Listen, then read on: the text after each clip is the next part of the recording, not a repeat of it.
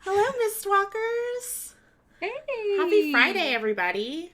Friday the 13th. You're right. I bet that means extra special, lucky, nice things are going to happen to us today. Always. Only nice things. I think so. Yeah. How's Nice everybody things. doing this Friday? Oh my god, my cat is trying to climb through my computer as loudly as possible. Can you hear? She's a blessing. Clara, Good please. evening. Good evening, Mistwalkers. Welcome to Tales from the Mists, a spooky campaign set in the domains of dread. With me tonight are five adventurers, and we're going to go down the line and introduce ourselves. We're going to start with Miss Hadil. I keep forgetting that I have to press the button on my microphone. Hi, I'm your friend Hadil. I play Naughty Boy Vargas Blackstone, who never lies. But he's very handsome, and that's what matters in times like these. Vargas does not have coronavirus, that we know of. But he would not test himself, so. He is a warlock, was a warlock, nobody knows. He's going through a breakup, and he's at the point where, is he going to get a haircut? Is he going to get bangs? Nobody knows. He already got his nails did, so... He did.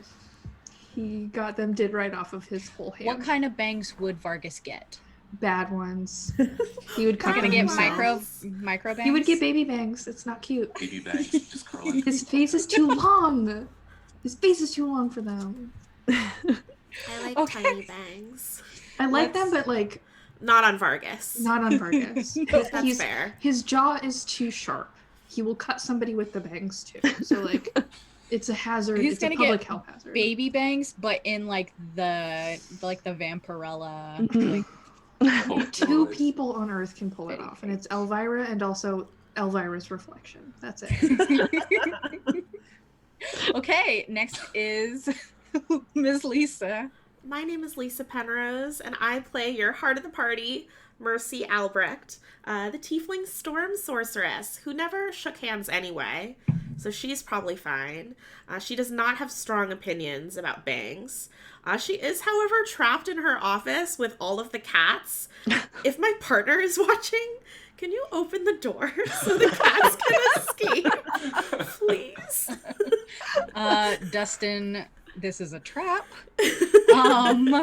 This is just trying to find out whether or not you watch the show. I hear him coming. I hear him coming.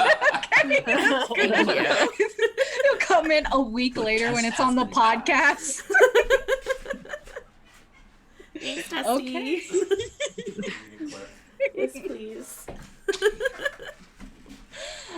Next is Ms. Ashley. Hi, I'm Ashley Warren, and I play Konstantina Avshalomov, the thrice cursed bard who doesn't deserve any of these curses. She probably has coronavirus because she trusts too many people. She probably hugs and shakes hands and Does a lot of smooching. Okay, I would like to clarify something. Konstantina has not smooched anyone on this Vargas show. has left the chat. Wait, really? No. Yeah, She definitely gives off smooching vibes. That's fair. And that 100%. Yes, she does intend to give off smooching vibes. Whether or not it has worked remains to be seen because she has yet to smooch, even though somehow she gets, all the people are always accusing her of smooching all the monsters. She has yet to smooch one monster. It's unfortunate that. Oh. Yeah, it's really unfortunate because she has 0 smooches and 0 insight checks. So despite having really high insight. Yeah. Maybe tonight's the night. He's like, maybe I'll roll perception. I don't know. Get a little wild. Okay, Miss Cat. I am Kat Kruger, and I play Rapture, the tiefling bard, who smooches a lot, but she hasn't had the opportunity yet. She's got her eyes on people, though. Really? A lot of smooches? It's a 2-hour show, so I'm just wondering. Yeah, we're only 4 minutes in, and the night is young. And Willie, bringing up the something. Just say weird. Just get it out of the way. Ran out of words. I made the words go. There. I'm I a play professional. Jericho, and I would hope that Jericho washes their hands after dealing with every single person that they have to help out. So Who knows? They could have gotten it by now. Man, Topical. there's a lot going on. This is not a typical campaign, though it is a topical one. We have a rotating cast, 4 anchor members, which would be Hadil, Lisa, Kayla, and Ashley, and then our 2 rotating cast members every 4 episodes. This is my last episode with Jericho and Rapture. Can we kill them? Smooch number 1. So, our showrunner has our announcements. I do have announcements. So I have 2 announcements. The first one is that like every week, we're doing some fun giveaways for those of you who are watching the show live on Twitch right now. The code to enter the giveaway is !guilty, a word that describes none of us, except for maybe Vargas. !guilty, and you will be entered to win a couple of the different giveaways we're doing. The first, as always, we're giving away Mistwalkers survival kits, which includes matchbook menagerie matches to summon Vistani revolutionaries. Your mileage may vary. Fun dicey boys with I almost said Nicodemus, with our good boy Nicodemus, our little candy friend. So you'll get some D6 with Nicodemus on them. We've got a new postcard that hasn't arrived quite yet by Kayla, but that's very cool. I can't wait to show that off. Some magnets of the different characters and your very own auntie. As well as one of the original Instax pictures we did from this photo shoot. But the fun new thing that has arrived, I forget if you've seen them yet, Hadil, but it's Vargas's ascot pin, which is a cameo style pin, flashy AF, with gold glitter, and it's Lolth, a Lolth cameo pin. And I don't know if you can tell, I have pretty small hands, but these pins are chonkers. Yeah, so you big. can wear it on your your ascot, or if you just have a single gauzy shawl to wander the moors in, you just wrap that around and pin it, and it will keep it from blowing away, and then you can continue haunting the beaches and luring sailors to their death. Yeah. Thanks, Lol. Thanks, Lol. Plus there's glitter so that you're not too dismal. Yes. Yeah. So it'll bounce off your single lantern that you're holding. Exactly. So !guilty. We're giving away 2 of the Mistwalker survival kits with that brand new pin. We're also giving away a trilogy of books by our very own guest, Kat Kruger. Kat, do you want to talk about your books? Sure. It's a young adult series. It's a trilogy, a complete set, and it's about a 17-year-old boy named Connor Lewis who gets a scholarship to study abroad in Paris, and then he gets mixed up with werewolves. So I thought it was pretty on topic here, on brand. Very on brand. So win some digital copies of that whole trilogy by entering !guilty to enter. My second announcement I'm so excited about. So the past few episodes, we've been talking about a tea that Friday Afternoon Tea, FridayTea.com, developed all around the concept of Tales from the Mist called Lantern in the Mist. But actually, we were working on something even more. Ta-da! I made a picture pop up on the overlay. We have a whole tea set, a Mistwalkers tea set made with Friday tea. There's Granny Hag's Basilisk Oil, which is the name for Vasily's coffee-esque invention, and that is a tea with coffee beans in it. There's Lantern in the Mist, which represents our lovely Constantina guiding us through the mists with lavender and blue cornflower and jasmine. It's very floral, very yummy. There's the ever-depressing screeching car leaving my street. There's the ever-depressing Claudia is Gone tea. A tea that you can't quite trust because it actually changes color when you put lemon juice in it. It starts, I believe, blue and turns into a purple. Claudia is Gone with her little teacup. on the label. And then a tea that I'm actually drinking tonight, which smells like sweet cream or those Chinese candies with the white rabbits on them, like just a milky sweet flavor. And it is called, have you heard of the Hour of Ascension? And this is a milky oolong, which brews as like an almost clear tea, but smells and tastes like tea with sweet cream in it, just naturally. So that's the Mistwalkers tea set. One tea for each Mistwalker. And if you go to FridayTea.com and go to their podcast collection, or DC is actually putting the link in chat now, you can get that whole set with these gorgeous labels that Kayla created for these vials of tea. I'm really, really excited. They're all really yummy. So go get some tea and drink it while listening to our podcast. And then, I think I hand it gently back to the Dungeon Master. Yeah, I think those are the announcements. because I believe that that's pretty much all we've got to do. So we're about to turn it over to Auntie. All right, let's hear what Auntie has to say.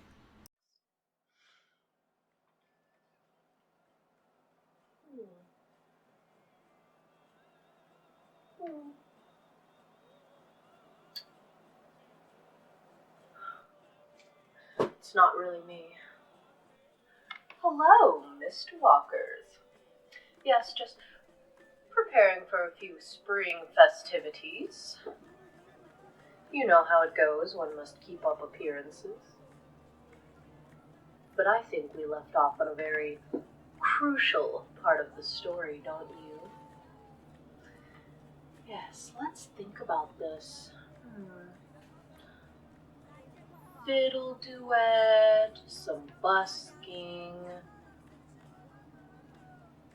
Should we go shopping? I love shopping and I wasn't even invited. How rude. Now, Vasily met the arcane blacksmith Nafra, who was very impressed by her scientific achievements and offered to procure some supplies in exchange for a nightly rendezvous. Could it be, Miss Walker? Could our Vasily have a date? Oh, I hope so. How delicious. On the other hand, Constantina also wandered off from our group, lured away by some golden-eyed Vistana. I wonder if I heard this story before. No matter. She feels safe and secure, locked away somewhere with other do-good revolutionaries, no doubt. Keeping her friends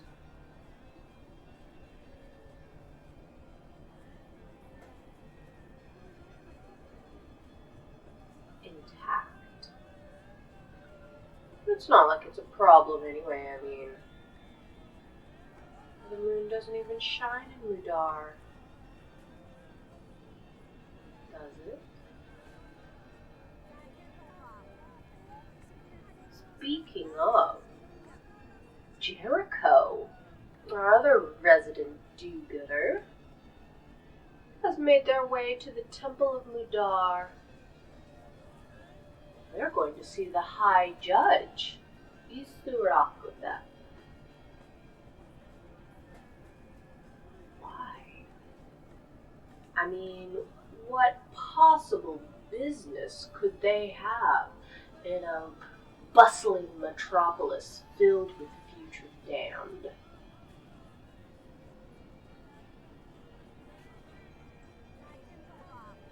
The Lord of Suffering works in mysterious ways.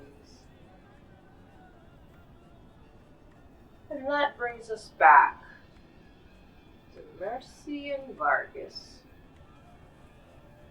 and Rapture, of course. Their resident guide. They've arrived at Club Knucklebone. I'm certain Madame Magdalene has a couple of surprises all her own there.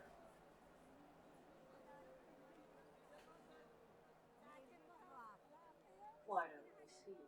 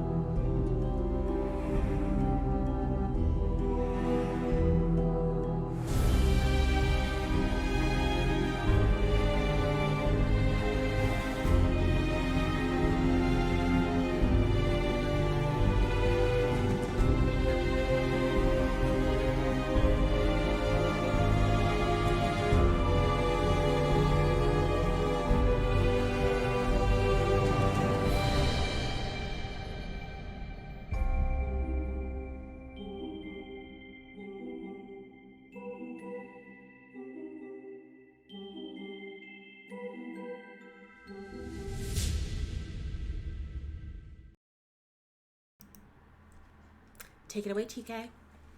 Okay. Does everybody have their safety bucks? My safety bucks are here. They don't look like bucks, though. Thank you. Don't worry, they can still buy you a good time. I don't know why I said that. The last time we were here, we split and went our separate ways. 3 of us to Club Knucklebone. 1 of us with the Vistana. And 1 of us to the Temple of Mudar. Yes. Jericho.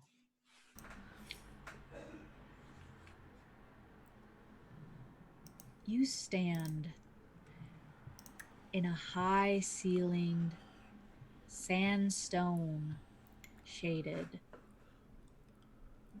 glass and obsidian monolith. A beautiful pyramid. You're surrounded by silver trees with jeweled fruit and walkways that hover above the clearest water that you've ever seen, with brightly colored fish that flit to and fro. And you have been waiting. How long have you been waiting? At this point, I would say about a week, maybe 2 weeks. How long in the building? I would say maybe 20 minutes at this point. 20 minutes. Do you think that that's reasonable? I would assume that I would get some sort of audience with someone by now. Roll me an insight check. That's a 22. How can you tell that you are being put on hold, so to speak?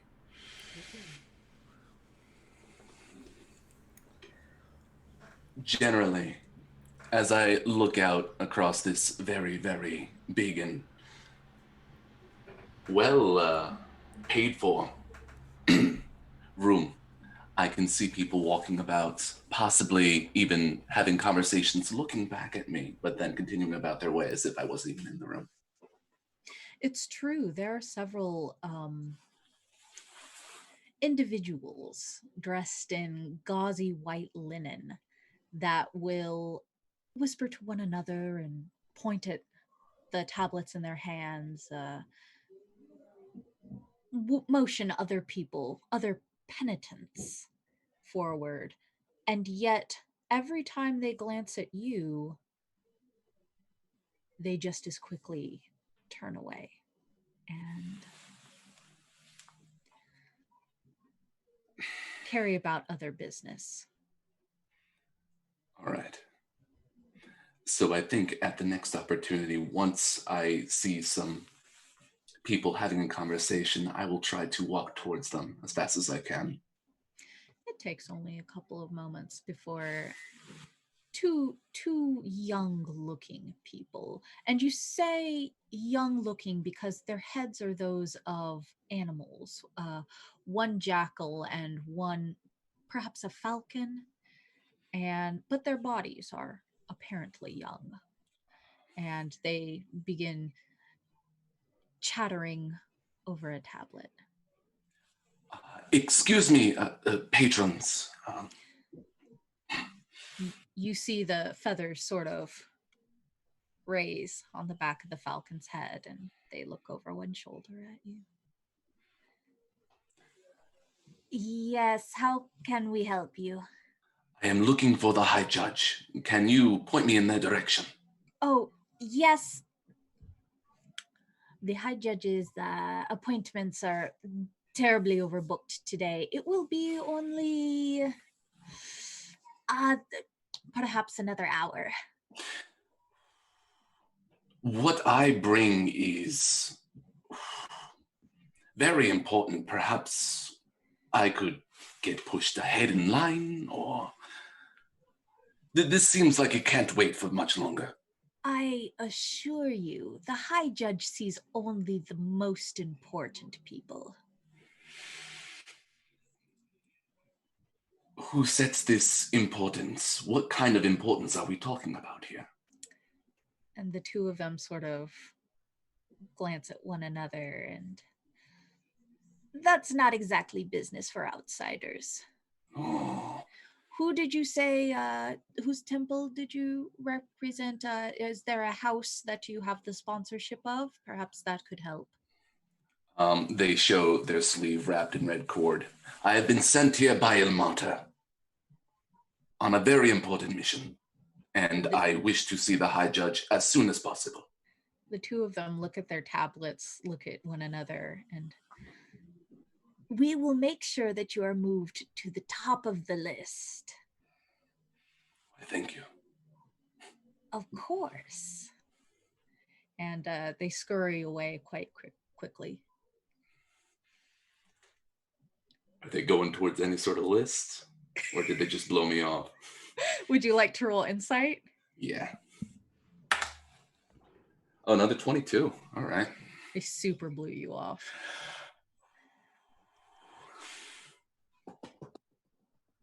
Are there any shady areas in this big place? Anything dim lit? Let's see.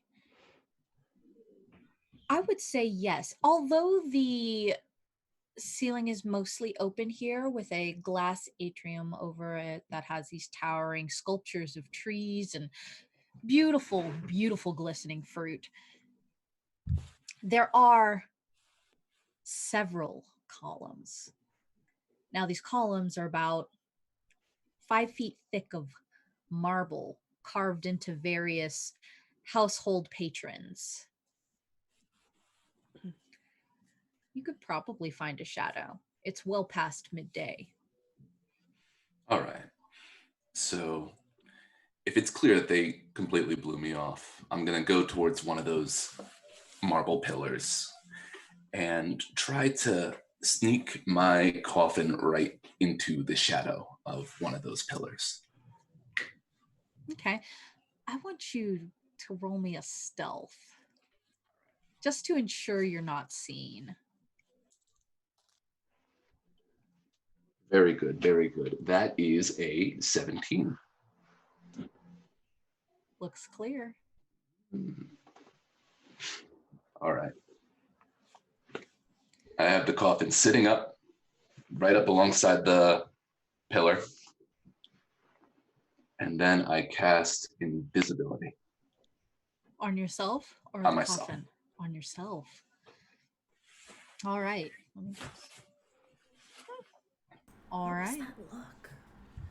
I am looking for the biggest fucking, pardon my French, doors possible. And I'm going to make my way over to this judge. So, behind you were 2 massive doors, plated in bronze, decorated with a relief of sculptures with a rising sun over a funeral barge. Okay. You're going to go towards those doors. Mhm. They are open with multiple people walking in and out. And let me just roll one more thing. Sure.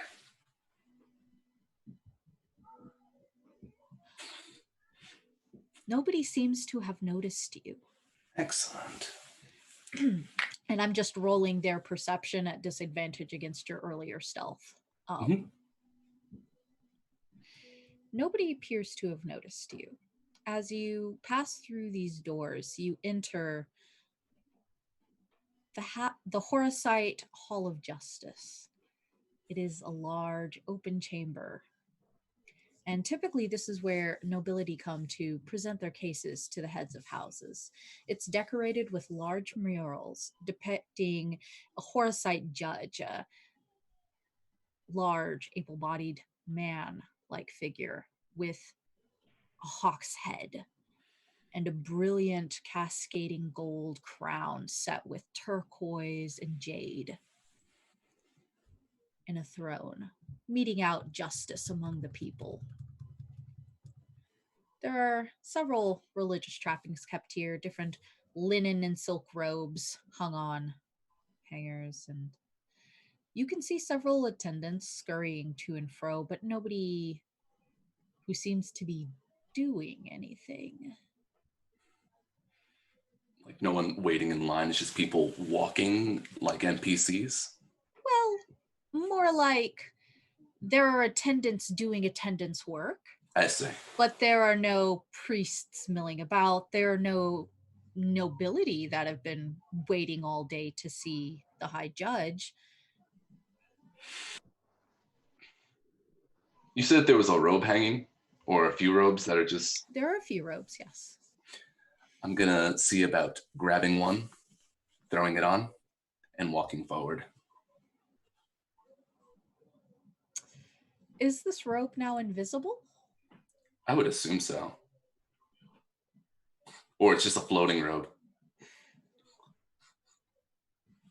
Can you read the invisibility description to me real quick so that I know whether interacting with an object breaks it?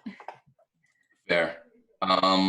Anything the target is wearing or carrying is invisible as long as it is on the target's person. Okay. Okay, yeah, I'll allow it. You're now wearing an invisible robe. And where would you like to walk to? What you have in front of you is... Boop, boop, boop. Let me zoom into this map real quick for myself. What you have is a large door with an altar just behind you from where you had entered. And you have this open hall of justice and a set of stairs that lead down. At the end of this hall of justice is a throne, an empty throne. There's just no one here. Nobody on the throne, no. And I guess this room is a dead end then. There are stairs that lead down. All right, I'm gonna take the stairs down. Yeah, you will. Yeah. I mean, oh, what? How interesting. It's such a bummer that Jericho died in a room all by himself. None of the party anywhere near him. Oops. That is, I mean, who would...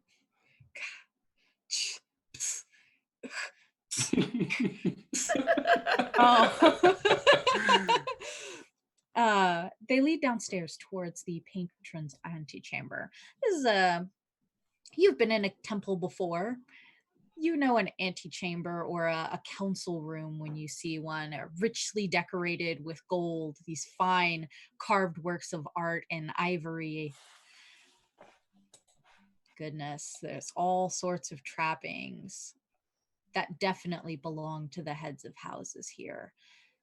Several chairs, divans, small tables scattered about the room, unlike the waiting rooms where it was almost entirely unfurnished. And the walls here are carved and painted with scenes of pharaohs and the first patrons. One wall in particular depicts a king, and it is not scratched out, not lost to history, but there's something about it that it is not as well kept as the other murals in this room.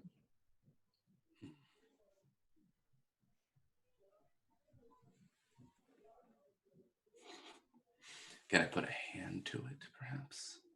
What would you like to do? Yeah, I'd like to examine that mural a little bit closer. Certainly. What would you like to, in what way would you like to examine it? What are you looking for? Mostly I'm looking for a sign of life, but right now this has caught my eye, and I'm assuming that... I mean, you can still look for a sign of life in the mural. If there's any sort of recent tampering with it, or has it just been completely left dusty? Without rolling anything, you can tell that when you put your hand to it, it comes away with like a fine coat of dust. I see.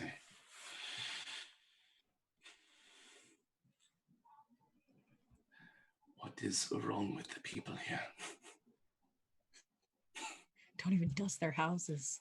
You're right. All right.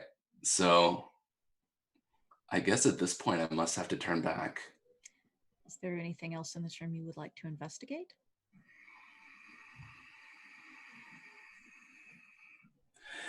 Any sort of... Oh, could I look for a secret door, perhaps? Roll me an investigation, and I will tell you how long it takes you to find it. Excellent. That'll be an 18. Very nice. Cool.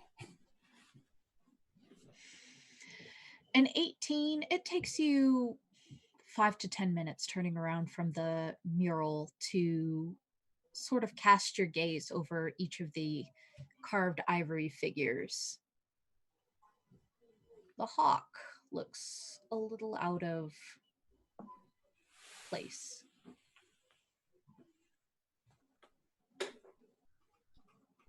Pushing it away. Now, when you set your hand upon the hawk's head, it nods and comes back up. And you hear the of sand on stone as one of the murals moves to the side. Oh, I thank you. Okay. I don't have to move it myself. So what is behind this mural? When you look behind the mural, it's well lit, a lavishly decorated room. There's a wooden bed covered in silk hangings, and the posts on the bed are plated in silver. The bed itself is covered in fabrics of all sorts of bright colors, and you can see in the corner a bath made of glazed brick, also dyed in wondrous colors.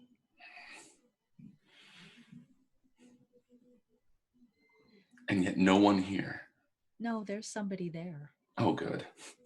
At a dark wood desk, you can see there is someone with their back to you, with a falcon's head as well. And their feathers bristle when they hear the door open.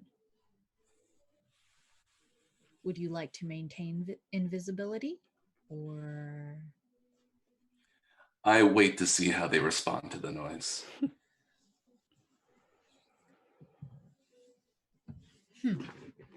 All right. What happens is their shoulders stiffen and the head comes up between the shoulders and looks around. You can see these large avian eyes searching the room. And when they stand, you can tell it is a small child.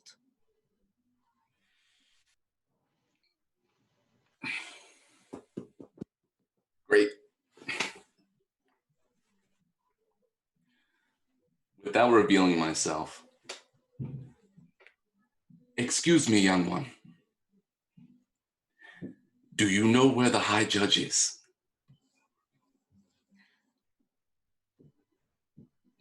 And they will immediately open a drawer and begin reaching inside of it, but keeping their head faced towards the door.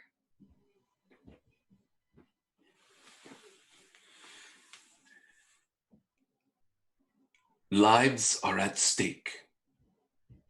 I'm sorry I cannot reveal myself just yet, but I need to find the High Judge.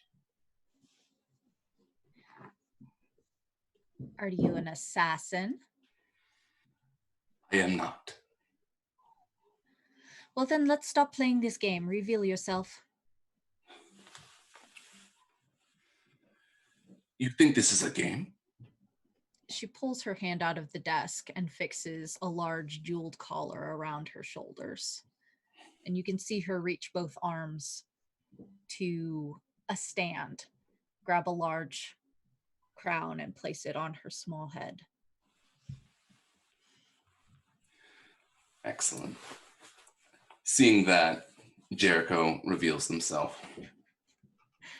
Real cool of you to insult the High Judge. It is good to meet you.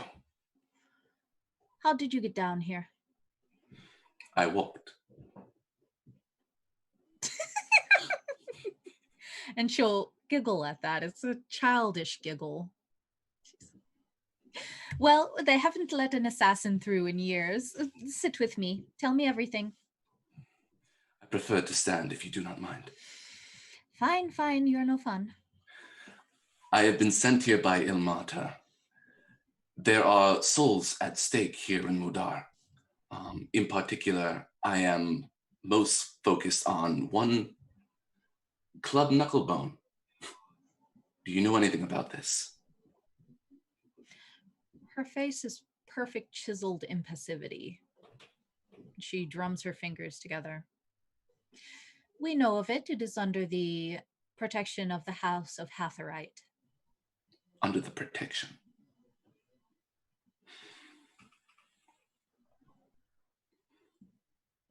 Much of our revenue comes through there. Your revenue? You are being funded by them? The House of Hatherite, yes. Oh, okay, fair. And you are not at all concerned about their activities? We are not. We have eyes everywhere. There is nothing they do that we do not approve. That you do not approve. You choose your words.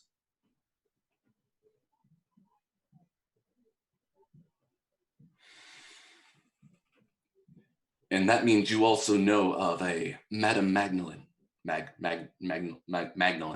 There we go, I can say it right. Of course. She has done much for the city. A benefactor. We make the deals we must. High Judge, I do not believe that al-Massari would send me here without purpose. I feel that something terrible is about to befall the city. Oh, of course you don't. Every person who comes here thinks that they are some manner of prophet. I do not think of myself as a prophet. And yet your mission is so important that you sneak into my personal chambers. I am a man of the people. Clearly. And if you can help me, then perhaps we can stop the misery upon Mudar. Misery? Is my city miserable to you? It seems like a very, very thin veneer over something a little bit more sinister. So you come here to insult me?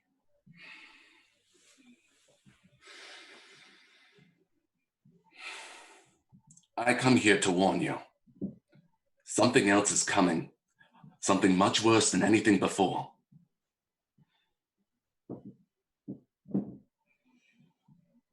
Do you have anything real for me? Only the word of al-Massari. Unlike al-Massari's prophet, I cannot take this on faith. I must have facts to divine law. And will you act upon fact? If it so moves us.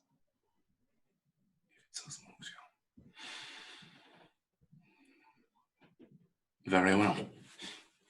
I will be back. I will get you your fact, and we will stop this together.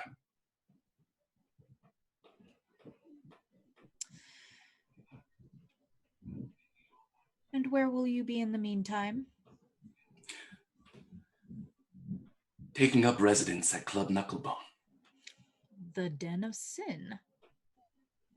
How mysterious. Where else am I to get your evidence? That is fair. I'm sure we will see you again one way or another.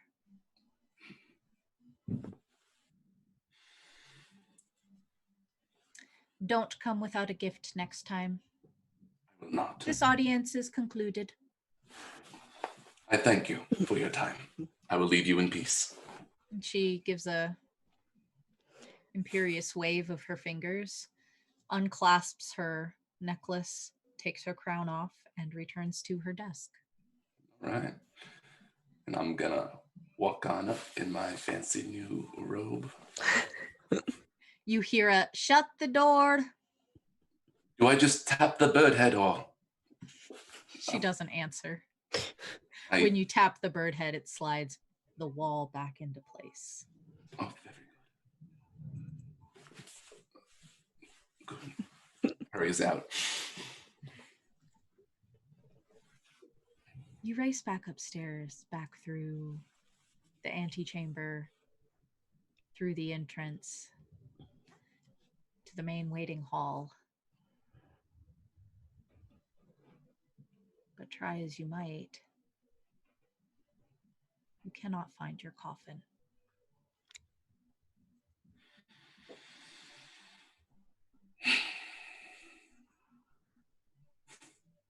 Is there anyone else around in the main room? This main room is filled with people. I start taking off the robe to find someone to hand the robe off to.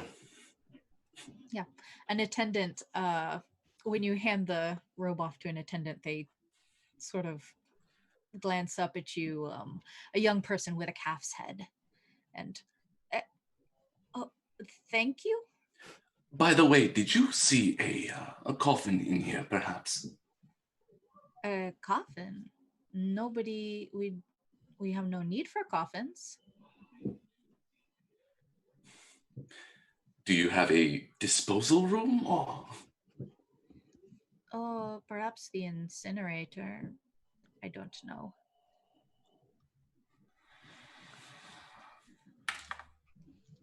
I thank you for your time. I will be off. Have a pleasant day. You as well. And they sort of wave and continue about their business. Elmata, please. It takes you about an hour to get back to Club Knucklebone.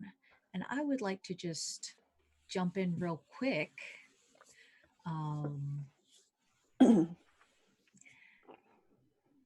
At Club Knucklebone, Rapture, have you been showing Mercy and Vargas around? I wasn't sure what we were doing with the two children that were there. Honestly, they talk your ear off for about 20 minutes and then go back to their individual work, sweeping up the courtyard, picking up trash. Clonk does leave the silver tray with teacups on it. You see there's no tea in the cups, but it was a good effort. Was it? Yeah, Rapture questions it as well. Sometimes you just want praise.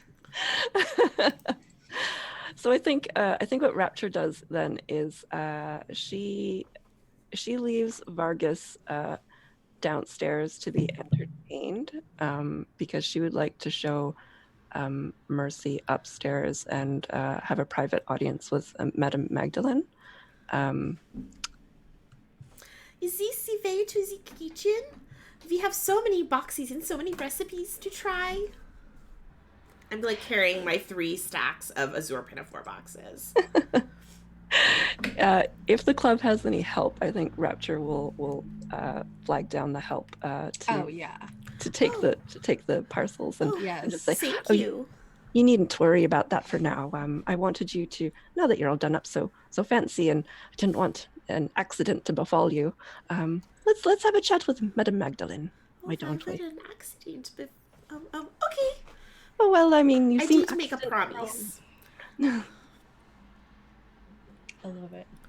You come through the entryway, through the main sitting area where a couple of tieflings are entertaining guests. More tieflings. And it leads into the grand hall, a magnificently tiled floor flanked by 2 sweeping staircases that will ascend to the upper floor. And you can see that there are decorative ceramic busts of each of the tieflings that work in Club Knucklebone, including a particularly well-carved one in a place of honor of Rapture.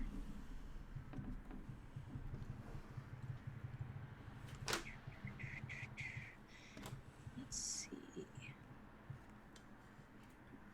As you come upstairs, you can see where the sky is open here too, with a skylight. It seems to be a common feature in many of these homes in Mudar.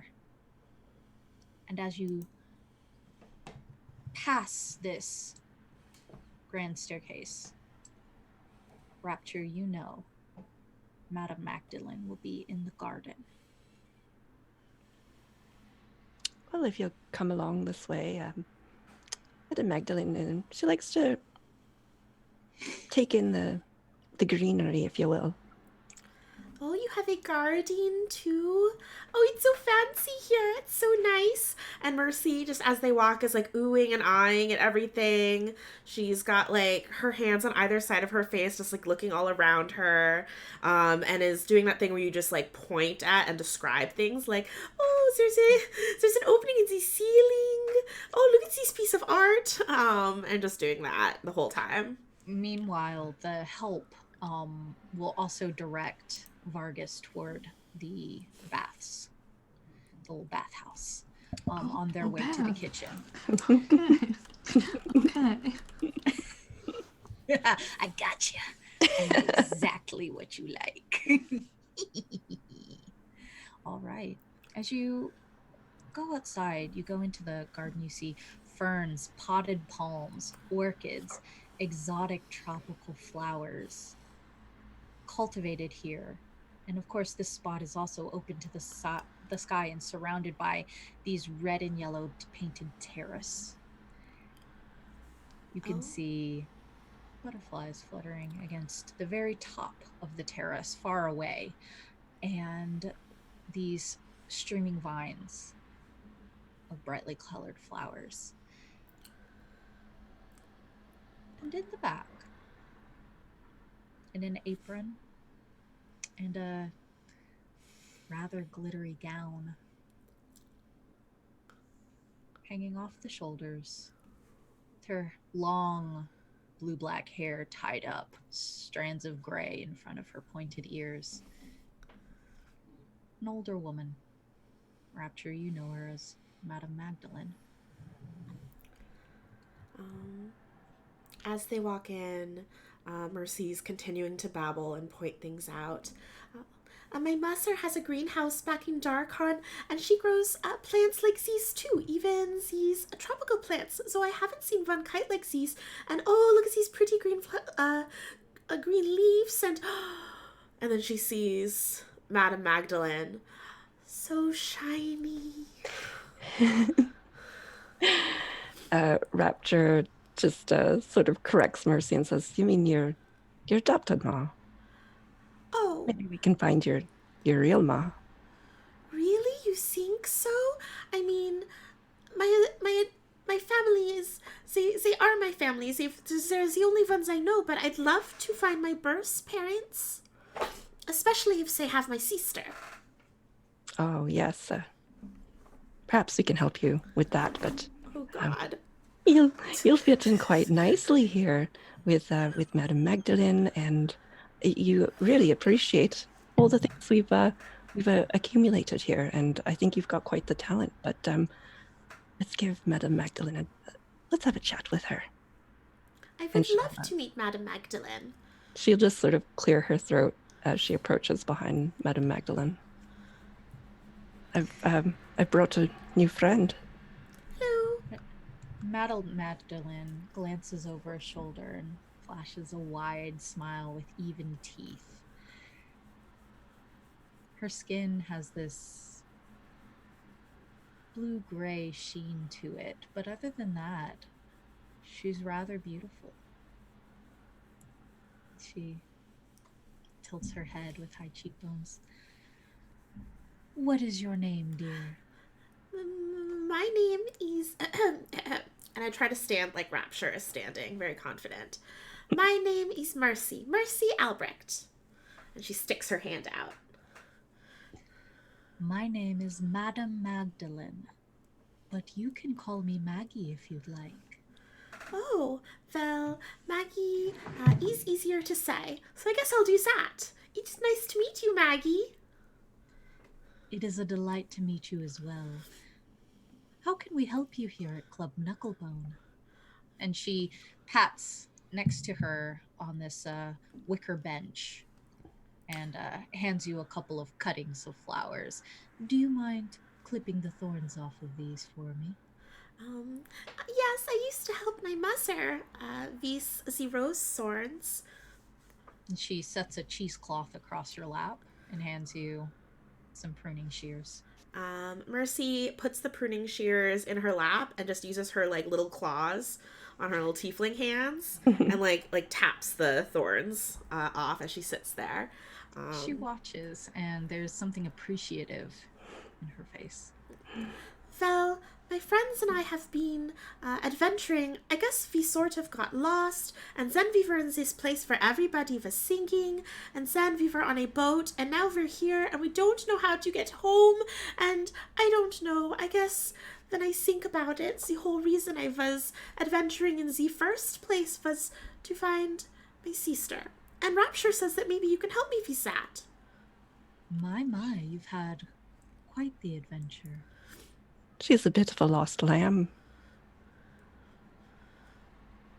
I would love nothing more than to help you find your family.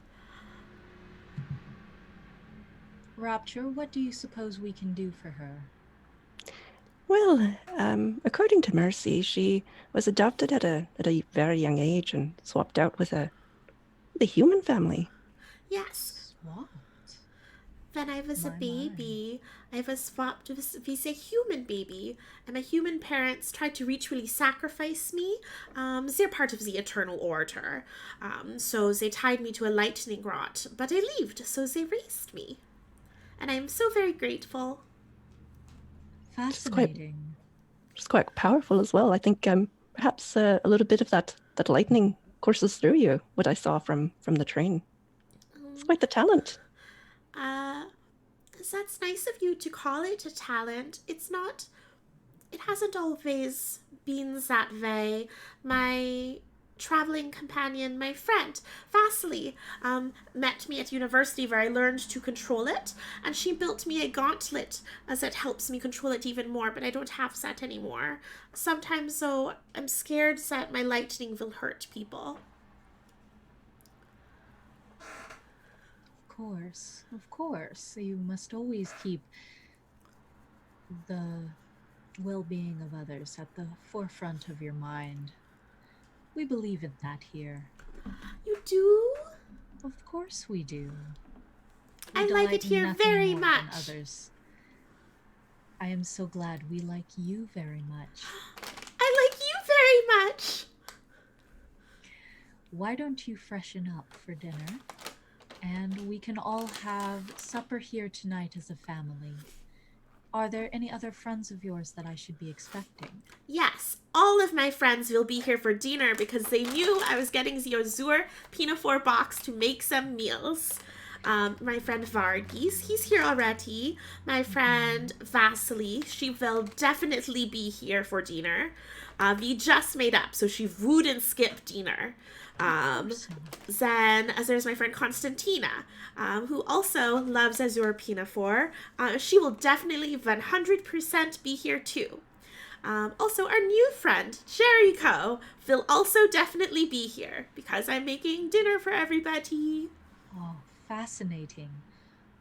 Why don't you sign their names into our guest book so that we can ensure that there's a place for them here? And then go freshen up. Okay, that seems reasonable. If you prefer, we have private baths. Oh, um, that sounds like such a luxury after traveling so much. I would love that. Of course, Rapture. Why don't you show her to her room and then come back and we can talk some more about how we can help her. That would be lovely. Come along, Mercy. She takes the flowers from you, Mercy. Mercy kind of, it takes a long time to kind of shuffle Mercy away because she brushes all the thorns off of her lap and then she's like trying to like pile them in like neat little rows on the bench where she was sitting, to like largest thorns to littlest thorns.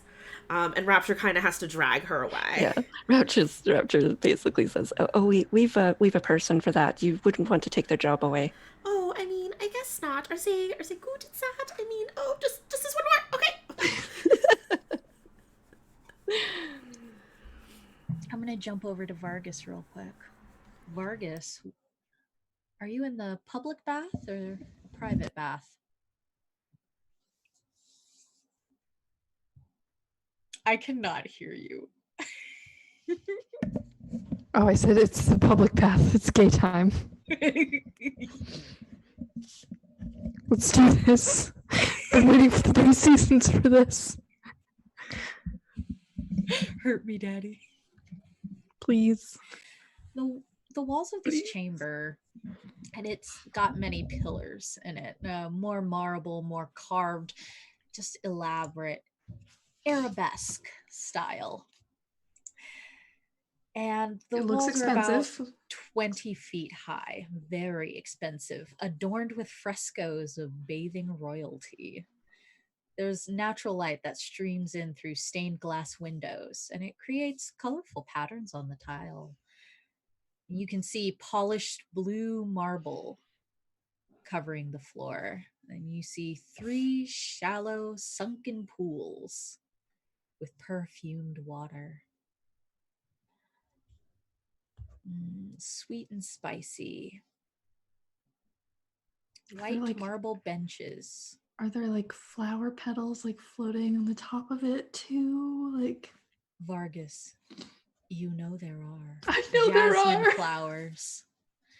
And you can see these steamy whirlpools.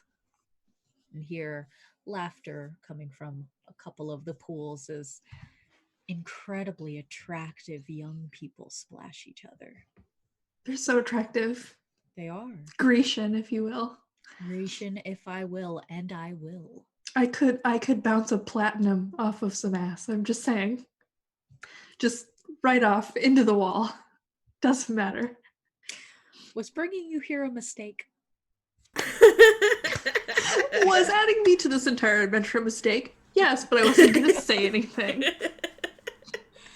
You can see a pair of brass faucets and spigots. And you see this younger man reach over and turn the hot water.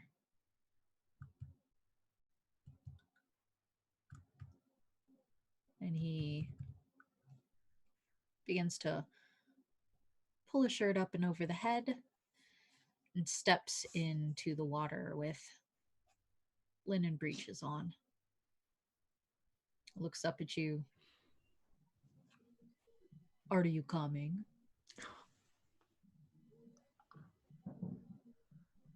Of course. Does Vargas feel like vaguely threatened by being told what to do? I can only The answer is yes. Thank you for asking. ask you how Vargas feels. I'm not going to tell Vargas how Yes. he feels. Of course. Vargas will remove his new beautiful clothing. Is there a place to put them, like baskets or? There are marble benches lined with large fluffy towels. And so you probably do. Yeah, so I will fold my clothing because I'm not an animal. So I will fold my clothing. Also, I wouldn't want Mercy to see me not folding my clothing. Bathing publicly, who cares? But like, we must fold the clothing. So I fold it very in the way that she taught. I feel like she would at some point have had like some sort of demonstration, like the KonMari folding method, where she wears like really cute little lace gloves as she folds. Anyway, it sparks joy the way that I fold these clothes, and then I very loosely wrap a towel around my waist. And when you what turn the point around- was for, it doesn't. At this point, it doesn't matter. And you can see when you turn around, he's got his long arms fixing up these several feet long braids atop his head, brown skin, and both of his hands have 6 fingers on them. Okay, that's a little weird, but like, you know what? I've had weirder. He smiles with slightly pointed teeth. Okay. What's that meme of the woman who she's like, she's like kombucha. Yes. Kombucha. It's alcoholic tea. I will, just casually pick this bath over all of the other ones. Just casually walk this way, just casually walk this way because I have been asked and I'm not one to turn down an invitation. I'm not rude, so I'm a gentleman, of course. And when you get into the bath with him, you can see the steam start to fog up these little half moon glasses. Okay. And he says, "Do you intend to get this group bath filthy? You couldn't at least have wiped down before you got in?" No, you do. Just called you an animal. I know. I'm about to tell him my whole self here.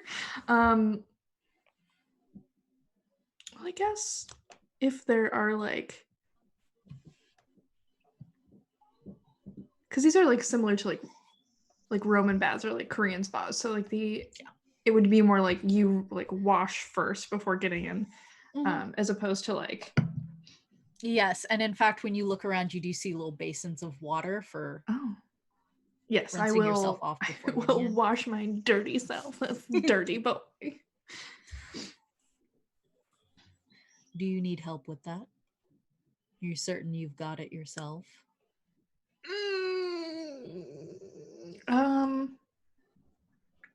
I feel like this is not a real question, so I will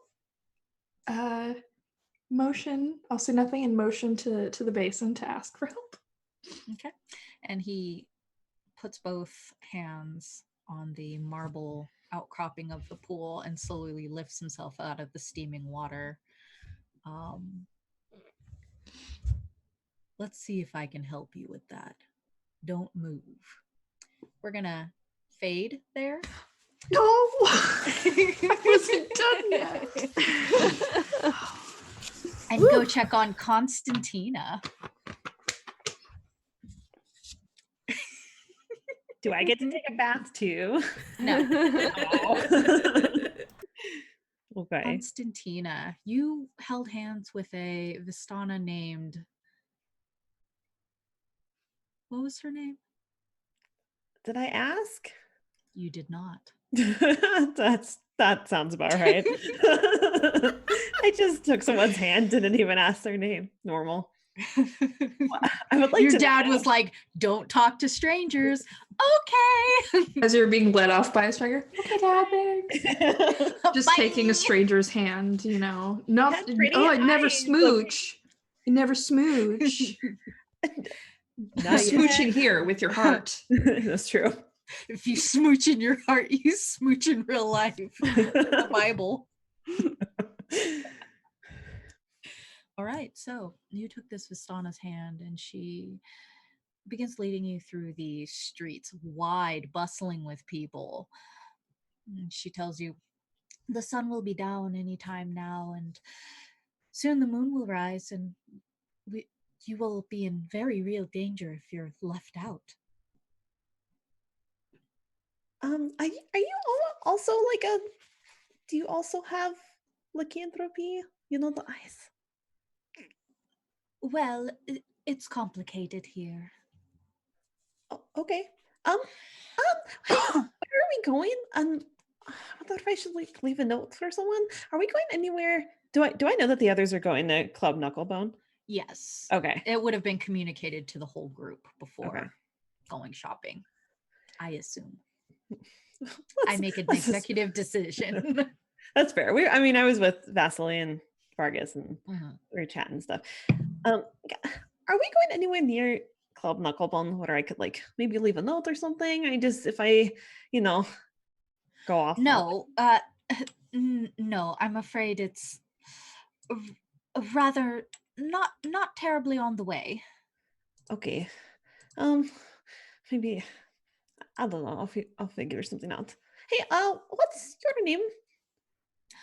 Ursula. That sounds familiar. Maybe I did ask. I don't know. You did not. Okay. Maybe it's just from talking afterward. Got it. I'm gonna write that down. Well, it's nice to meet you. Thank you for looking out for me. I'm a little freaked out. Should I be scared? I don't really know what to expect. I've like, I like look around and try to lower my voice. I've changed and shifted before, but I don't know how this is. It seems like this is different. Is it going to be bad? Oh, no. It is only scary when you don't have anyone to do it with. I really don't want to hurt anybody. I'm very worried that I will like accidentally hurt someone, Of course. But there are many of us who have gone through the exact same thing, and we will take care of you. Can I insight check? You absolutely can. Okay, that was pretty good. That was a 19 plus 8. 27. Ursula rolled an 8 on deception. How can you tell she's lying? It's like in the way that she's holding my hand, it's like this weird insistence of like she's kind of like dragging me with her hand rather than like I don't know, like it almost like hurts a little bit. It doesn't necessarily feel like protective or like kind. It's like she's like yanking me along. Mm-hmm. Yeah, she is yanking you along, and there's something about the area that you're at. It's starting to have fewer and fewer people. You're moving towards the east of the city. You haven't seen almost any shops anymore. You're well out of the market district. It's not slummy here. Everything is lovely. But you're moving through residential neighborhoods and now getting to where you recognize that this is getting to the edge of town. And that could line up with what she's saying, that you need to get to the edge of town to be away from people. But for some reason, you don't think it does. And what's more, you can hear a distant sound. And you must be parched. Would you like something to drink? I really don't think I should leave without telling somebody where I am. Well, you'll see them tomorrow. It will be fine. I don't know. My friend has some, potions that have helped me before. I feel like maybe she should be here with me tonight, where is Club Knucklebone? Maybe, do you mind maybe? Club Knucklebone is rather far to the west. it would take the rest of the day to get there, and the moon would have risen by now. And by the time you reach there. does it? I mean, it does seem like it is dusk, right? Yeah, it's getting on there. I would say about 4:35 p.m. Okay. 4:30 to 5 p.m. Do I know if my lovely werejackal stuff takes effect as soon as the moon is visible, or is it like at midnight? You have no way of knowing that. Okay. Willie said like a nope in the chat, which is a very good phrase. Okay. I'm going to try to like wrench my hand out of hers. Okay. And you do. You pull your hand out of her grasp, and she looks surprised at that. Constantina, I don't understand. Look, I know that you're like trying to help me, but Of course I'm trying to help you. I just don't feel good about going off on my own without anyone knowing where I am. It's really important to me to go let them know. If we go fast, maybe we can get there in time, and then we can go find somewhere safe, for the night. Do you not trust me? I don't know. I mean, I don't really know you. How can you trust non-Vistana over somebody who's your own kind? Well, I trust anyone who I think has a good heart and good intentions, and I don't know. Usually Has I trust. that worked out for you? Well, not trusting might be a good idea. So that's kind of what I'm doing now. I'm sorry that you're the first person who has to kind of, bear the brunt of this, but I don't know, something just doesn't feel right. So you have a bad feeling about me, and so you put all your friends in danger. That doesn't seem Guilt trip very me. responsible. I'm trying to be responsible by letting them know where I am, because I think that they will be worried. Also, I have a friend, she's been able to help me before. She's made me some potions that seem to kind of, help a little bit. And I feel like she would probably want to help me with this, or at least be there. She's trying to help me, find a way to manage all this. Okay. No, it's fine. You clearly have this all under control, and nothing terrible will happen. Don't do this. How? I'm not doing anything, Constantina. It's all you. You seem to know me better than I know you. How do you know who I am? Everyone knows you, Constantina. Well, yeah, I get that a lot, but I don't know why. Perhaps it is just your fate.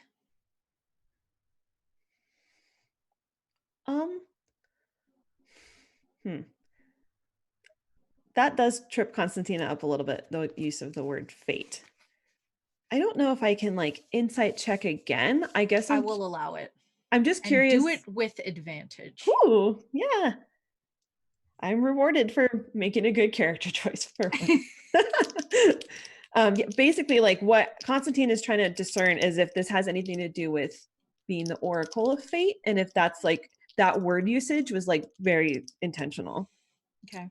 Okay, so 16 plus 8, 24. It was intentional. But with a 24, you don't think it has to do with the Oracle. Okay. It was just very intentional. Does it seem like a threat? It seems like a dig. Oh, okay. It seems like a very pointed, this is how much I know about you. Oh, dig. no. Wee. All right. Are there other people where you're taking me, or is it just us? Is this a place where you live? Are we going to your house? I don't even know where we're going. Well, if you're not willing to trust me, I guess it doesn't matter, does it? Well, it does matter, because I'm trying to make an educated decision here, okay? You're kind of holding this traumatic experience against me. I tell you what. You go that way, I'll go this way. And when you actually want help from somebody who understands you in a way that nobody else could, come find me.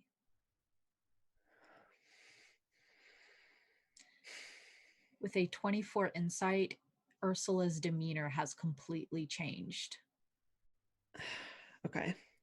It is more, with a 24 insight, it is more masculine.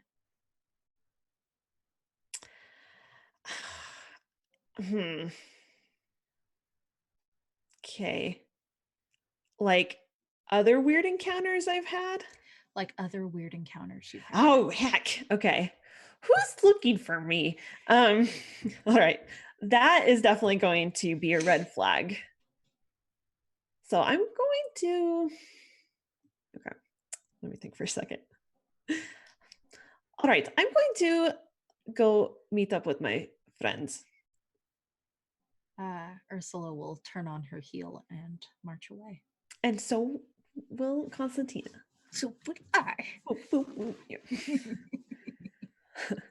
Although I don't know where I am now. So yeah, roll me a survival so we can decide how long it takes you to get back to the Club Knucklebone. Okay. I do have proficiency in survival, so maybe this won't be awful. That is a 18. 18, maybe an hour. You Okay. don't really know these streets. You weren't paying a lot of attention, but it's not hard to find the market. There are signs everywhere. Even if you can't really read Infernal, there are all sorts of languages listed below them, and Vistani is one of them. So once you get towards the market district, it's very easy to find Club Knucklebone after that. It takes about an hour. Brisk walking. Okay. I'm gonna bust through the door of Club Knucklebone. I'm like a little panicked right now. Now, granted, it takes an hour. And you know, just from an internal clock, it was close to maybe 5-ish in the afternoon. But that silver sun and the blue sky are intact. Okay. There's no setting sun. Huh. Not in Mudar. The sun never sets in Mudar. But do I feel... You do feel the transformation, but you don't see a moon. Oh no, okay. Is there anyone in the lobby of the club or anything? There are a few people milling about. You see a couple of tieflings, most of them in elaborate hairstyles and perfume lingering on their bare shoulders and bare midriffs, draped in all manner of brightly colored silks. This is a bardic haven. It reminds you in several ways of the masked melody, the Elpium Den. You can hear the sound of a carefully picked instrument, strings, plink, plink, plink, in perhaps a key that you're not entirely familiar with, but it is soothing nonetheless. And some of the hope will say, "Oh, you must be you are Constantina the Vistani. You are Mercy's friend. That is right." Yes, I am. And they will guide you towards the baths. And would you like? This place is really nice, and yes, I would love a bath. But I think is there a dungeon or somewhere in here, a place where you could just I know it. They look scandalized. It's because you need to maybe put me somewhere. We don't have you for the dungeon special. We only have you for the guest rooms. Oh, look, I will be willing to pay for any room it's very expensive, and we will have to cancel a few of the appointments. But I suppose we could put you in dungeon 4. Well, as long as there's It's a just room. Vargas is in every Vargas has all 4 dungeons booked up. Yes. I just do you require restraint?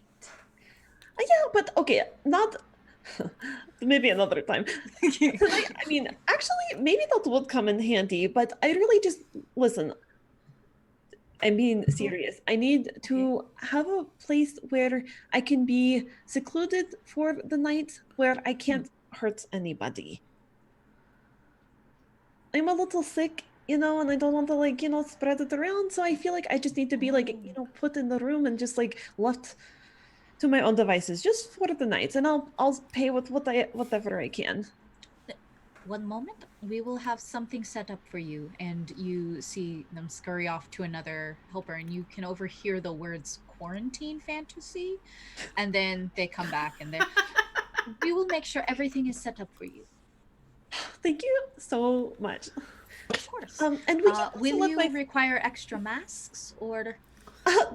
No, I don't think so. But would you okay. do me a huge favor and let my friend Mercy know that I'm... Yes, and after your bath, we will probably serve dinner right around sundown. Okay, I might miss dinner. I'm sure I will be hungry later, but if you could tell Mercy that I will be disposed for the night. Okay, well, we will have leftovers sent to your insert box. That sounds great. And when you leave, what's your passive perception? My passive perception is a 15. That's enough to see like a really like concerned side eye between the two of them. It's just like, oh, okay. Dinner time. Mercy, several people who work there did come into the kitchen while you were cooking to let you know that your friend Constantina and Jericho also had made it. Jericho, the tieflings are incredibly friendly when you arrive. Oh, goodness. Thank you. I can walk with myself. Thank you very much. You smell divine. I've been out in a desert. What is that? What is like an aura of inherent goodness?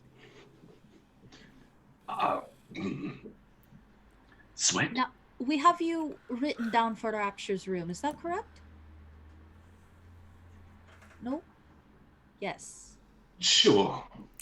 Excellent.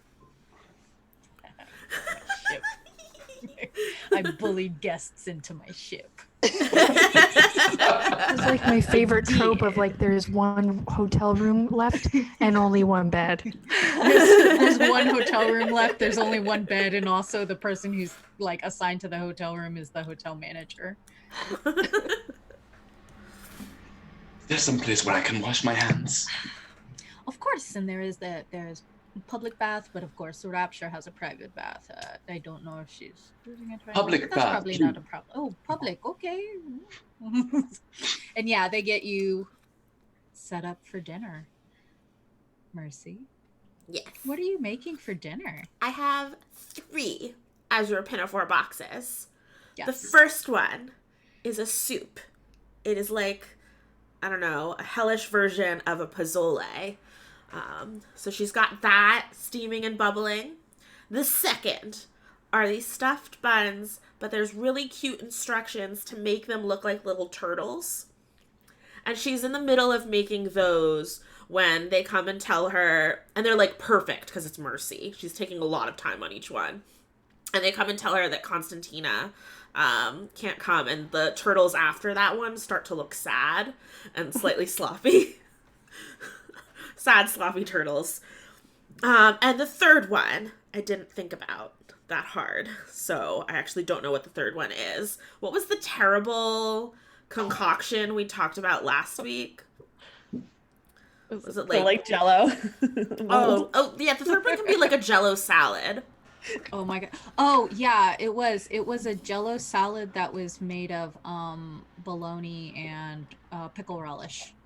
Ew, gross. Mine's not that gross. A better version of that. Yeah, I imagine that the Azure Pinafore hostess, whenever you got in there, was like, oh yes, this one is a Mudar delicacy. Sure to wow your friends at the dinner party. So those are the 3 things that Mercy prepares. All right. And Madame Magdalene has them augment an additional dish to go on the table for dessert. It is under a silver cover. Is that so, TK? It is so. Because this is hell and I am God here. And you all sit down at this elaborate table. Vargas, when you enter the room, the man with the long braids and 6 fingers pulls out a chair and looks at you pointedly. Of course I sit. Saying nothing, I just sit. Because I'm not he- rude. And He this isn't reaches a over thing. your shoulder and arranges your silverware for you. And then sits beside you on your left side, sets a hand on your leg. Cool. Mercy sees the silverware thing. And she's just like, oh, good, we're doing that here. And she just starts rearranging everyone's silverware around her. Nice. Straightening things. Vargas, your dinner guest's name is Marius. Rip in peace, me. Did you pick that name on purpose? I did. I hate you. I know. Can't wait to see you in hell when I die, TK. I just want you to know that. I'll be waiting for you.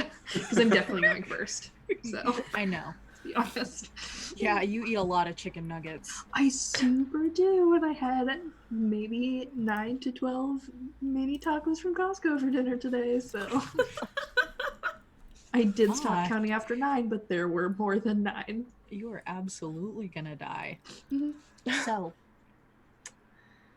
we begin with the appetizer, your soup, Mercy, and Madame Magdalene asks you to sit on her right hand while Rapture sits on her left, and she leans upon the table and she says, Rapture told me about your family and your sister, and I think that we may have just the person to help you. She used to be employed by me here, but no longer. Her name is Nayeri, and she is a seer of the past and the future. There might be a small favor you could do for me to procure her services, but... Oh, if you think that she could help me find my family and my sister for my parents, I would do anything. Of course you would. Anyone would. That's what I like about you. I can tell you have good intentions. I could just eat those up. Oh, thank you. Well, I mean, we're friends, so really I would do anything anyway, but I would like to meet Nayeri. Of course. I will arrange it. In return, Nayeri has spoken to me and made me aware that the High Judge will want to speak to you soon. The High Judge? Who's that?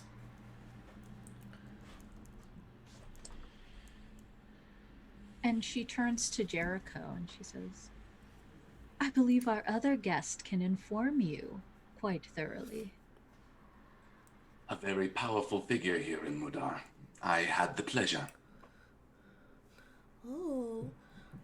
Are they the ruler here? They work out of the local church, but it seems like they have a bit of connection to the city at large. Oh. Does not break eye contact with Magdalene. Well, I don't know why they would want to talk to me. Rapture puts her arm, she's sitting next to Jericho. She just puts her arm on the back of his seat and just casually leans over to him and looks past him. She made sure that there was an empty seat next to him, and she says, I noticed that your light's on your burden. Left a seat here for it. I do appreciate it, but it seems that my work will not be concluding anytime soon. So it had to be left behind for the time being. No, Well, I suppose you've got time for leisure then. We'll see. Rye smile. Magdalene also smiles and she turns to Mercy. Whatever reason she could have for inviting you, it would mean so very much to me if you would agree. Perhaps find me a souvenir. A souvenir? You'll understand what I mean when the time comes. Oh. Well, I feel like it would help if you clarified, but if you also don't want to, I will not push your boundaries. Of course. That's what I like about you, Mercy. So amenable, so trusting. It is a good quality. Oh, a good quality, thank you. And she starts to drink her soup. Vargas, you've hardly touched your food.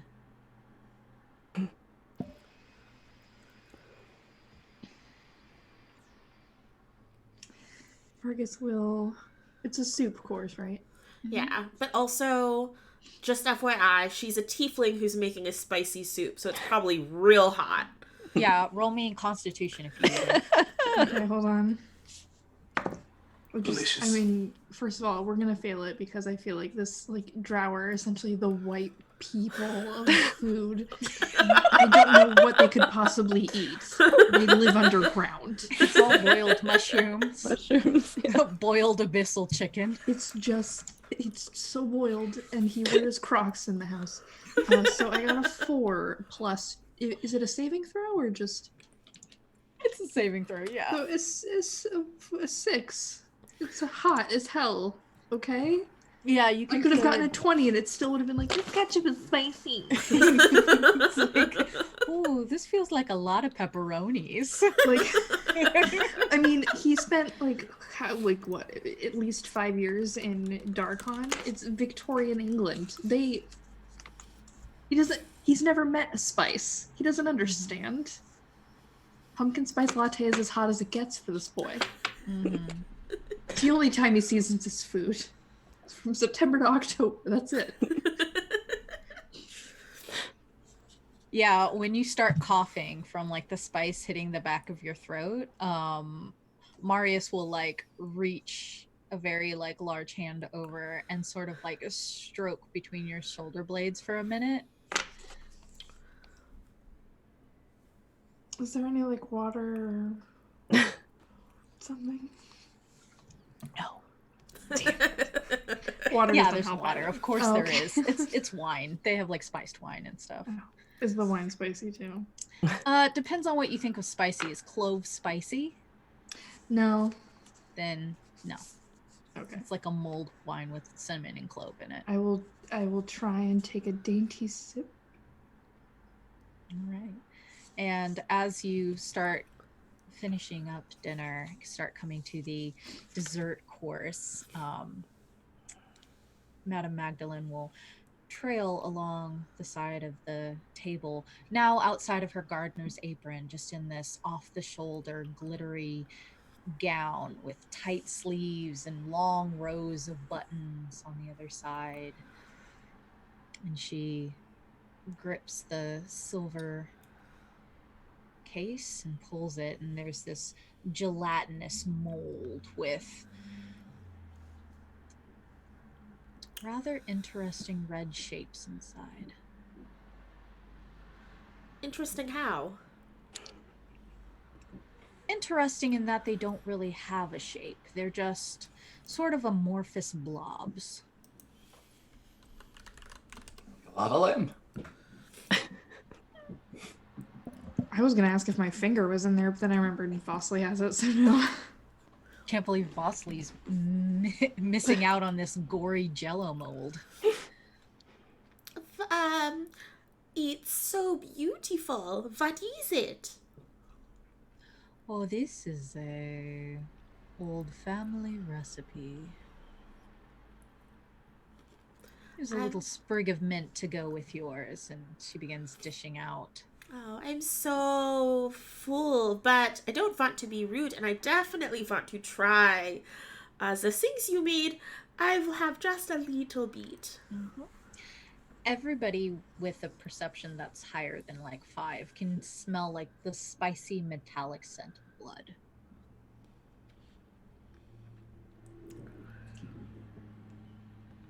Mercy, like, tries to take a piece of whatever the blobs are suspended in, not the blood The gelatin. itself.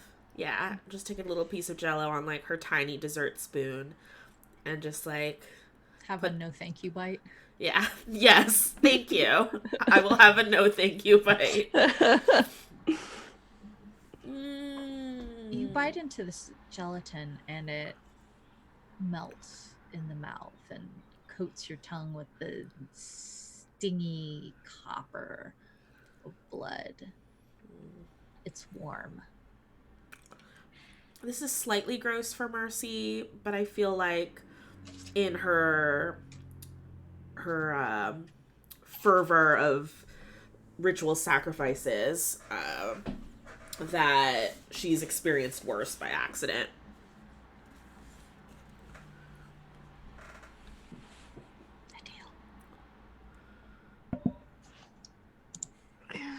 Oh. Yeah. It's warm as it coats your throat, and it feels as though there is much more than the bite that you took. And Oh, you can great.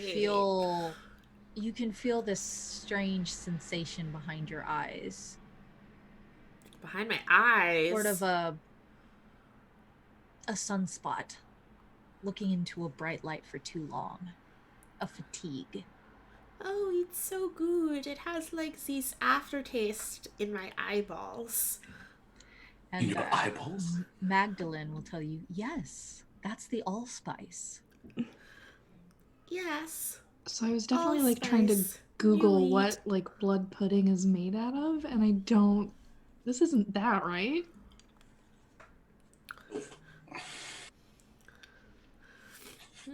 Is it? Have you had any Vargas? It's so good. Isn't it good?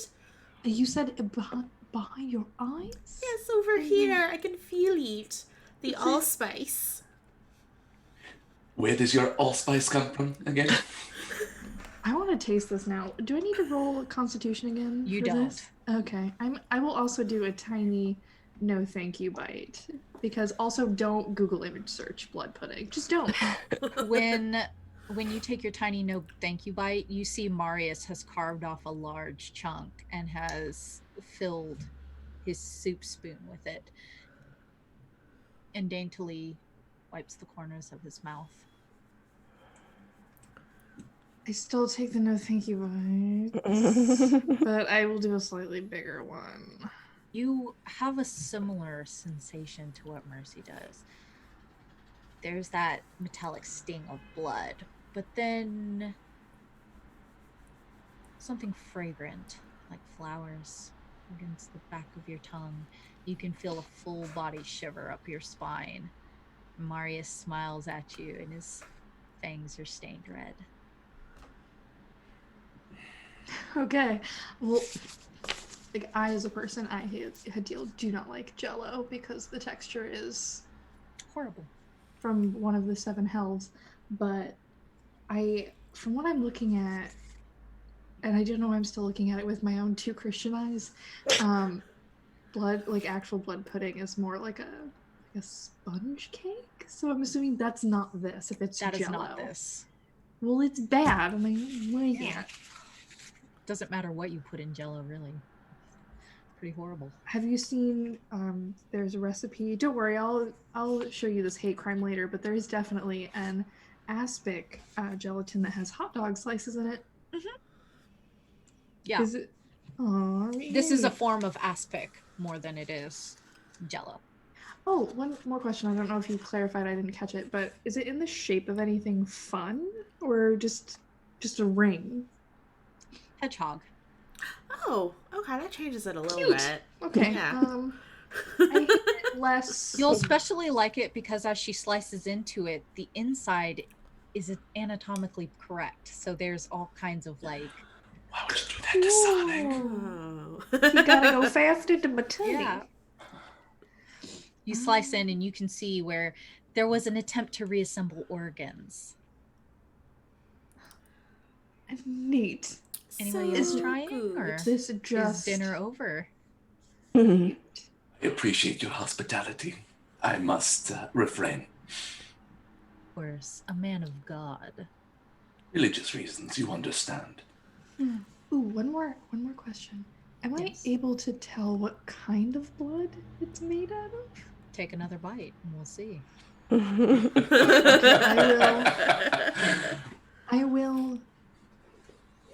I mean, Marius used a soup spoon. Don't know where he was raised, but I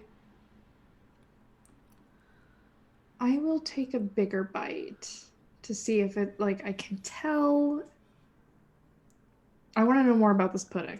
Mercy's looking across the table at Vargas like, what are you doing? So you're trying to tell, like, the origin of the blood, or like what kind of animal, or Yeah, like is it human blood or like humanoid blood rather? roll me an investigation.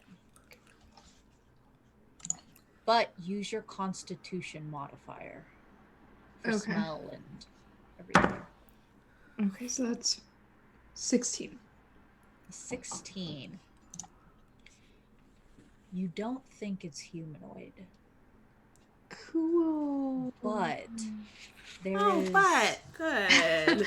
You know, I've always been told that if You you can say feel it. something, a tooth chip whenever you bite down on something sharp and hard. can I daintily like take my napkin and like put it into And it? when you spit it into your napkin, you see that it's a tooth. Is Not it one of your mine? teeth? Oh,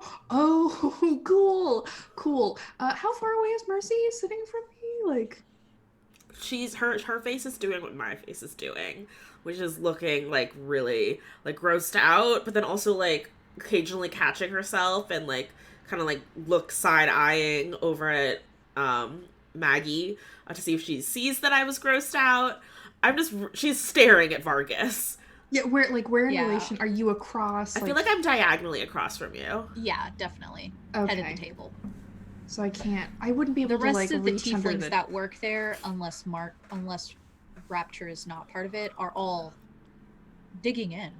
Am I They able love this in recipe. any way to like reach Mercy or? No, it's a long rectangular table, I so didn't you think have so. to reach across both Jericho and Rapture to get to Mercy. Mercy Okay. sees Vargas has something in his napkin though, and she's just mouthing like, "What is that?" Just mouth. And she's just like, what? As Vargas is like pointing at his teeth.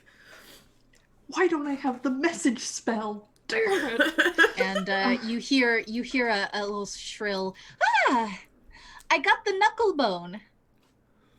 And then the rest of the tieflings cheer. Yeah, Aha. wonderful knuckle. Yeah. Yes. While everybody's Like a cheering, I will king try cake. and like toss my balled up napkin to Mercy with the tooth in it. Gross. Okay. Go ahead, See the roll truth. me. Just the truth. You give me athletics, and I guess Mercy give me acrobatics to catch it. I am not trying to catch it. I want it to land Cool. on my dessert plate. All right, or athletics to make the dessert plate. 13.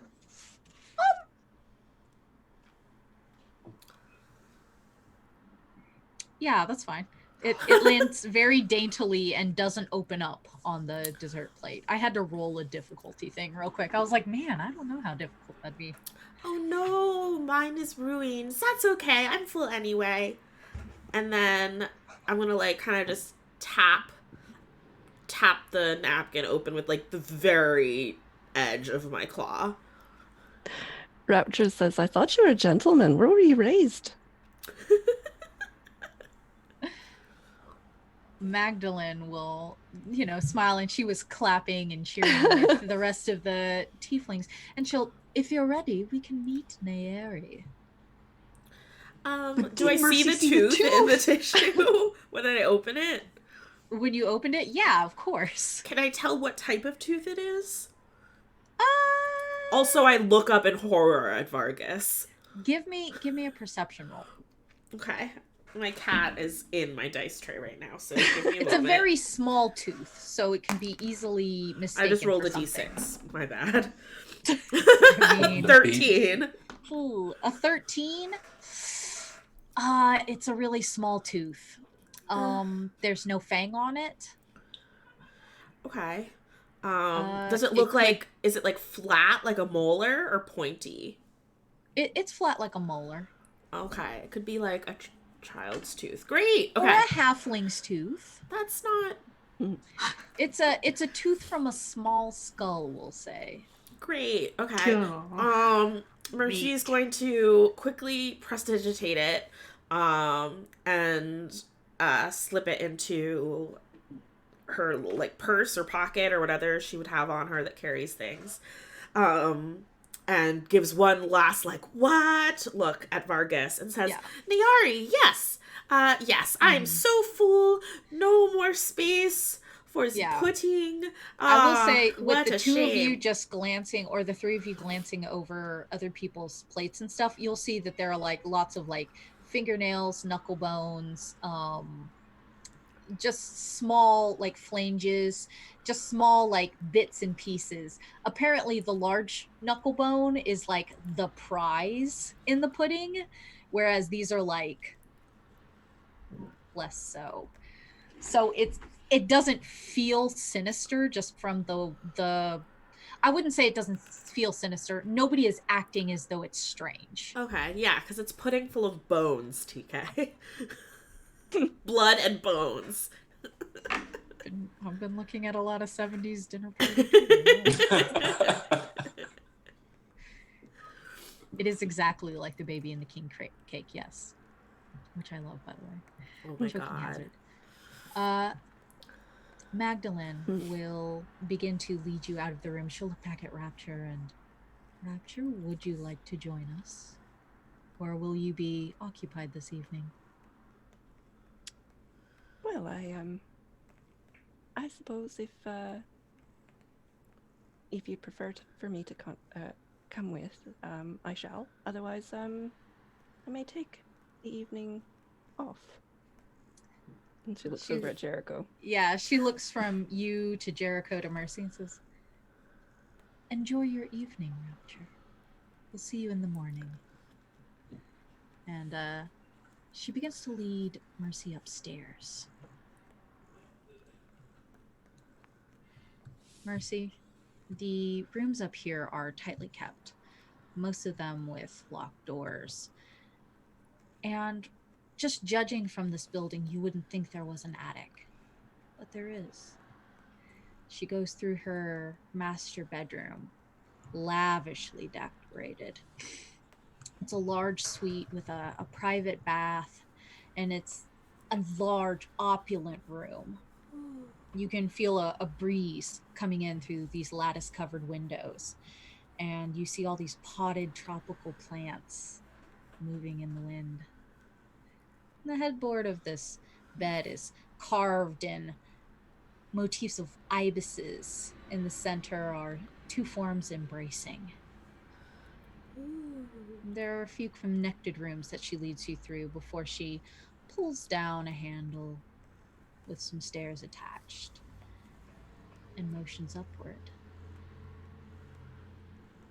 Before she lets you go up the ladder, she reaches over to a small table. She says, a gesture of good faith. I know that you will not disappoint me, Mercy. And she hands you a silver gauntlet. How did Rapture. you know? Rapture told me of your fears on the train. Oh, thank you so much. I was so scared I would hurt my friends. And she's going to like leap and hug Maggie. Her hug back is hesitant, but tight. And as you slip this on, it is a chain device, almost 5 rings connected to a bracelet. But you feel a thrum of power. feels You could do- different. You could do anything with this gauntlet. Magic. You feel like you could lift a man out of his chair if you needed to. Add a gauntlet of ogre strength to your character sheet. Yes. Gauntlet of open strength. My girl is strong. And Ooh. Magdalene will say, I had this specially made for you today, and I know that you won't disappoint me. Oh, Fisi souvenir. Yes, I will help you. Of course. I would be devastated otherwise. Oh, well, I mean, that's a lot of pressure. But I will try my best. I know that you will rise to the occasion, Mercy. And she motions towards the stairs. Thank you. Mayari, I'm coming up. And I start marching up the stairs. You march up to the stairs into this empty room. Dark. Dim. But not gloomy. It's warm up here. There's a woman sprawled across a divan. She taps a long cigarette. 1, 2, 3. Against a marble table. Forms a pile of ash. Takes a long drag. Ahem.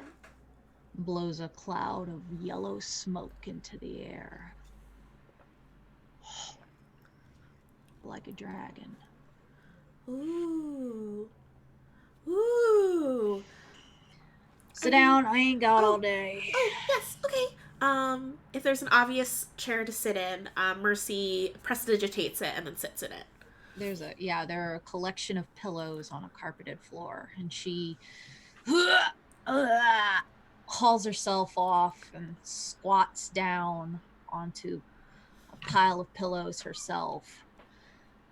And she leans forward with liver-spotted arms.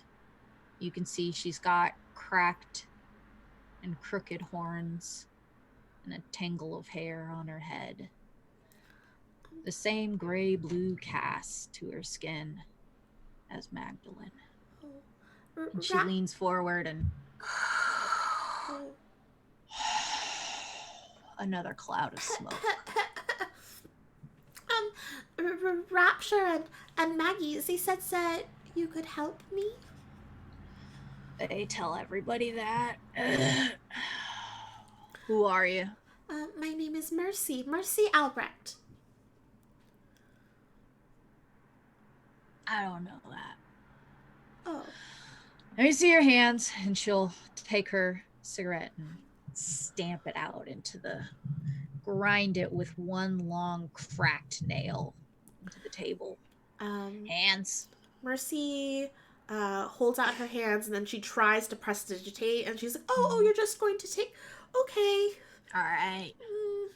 Make a dexterity saving throw. Just kidding. Oh. Oh no! I was just trying to see if you remembered from last week. Well, I would have gotten a slap because I rolled a 5. Nice. Yeah, and she curls these long spider nails around, and she's tilts your hands every which way, pulls one arm up and swings it around, pulls it along from your socket, just like tugs it. And then, well, these are probably the most boring palms I've ever seen. Oh, I keep them very clean.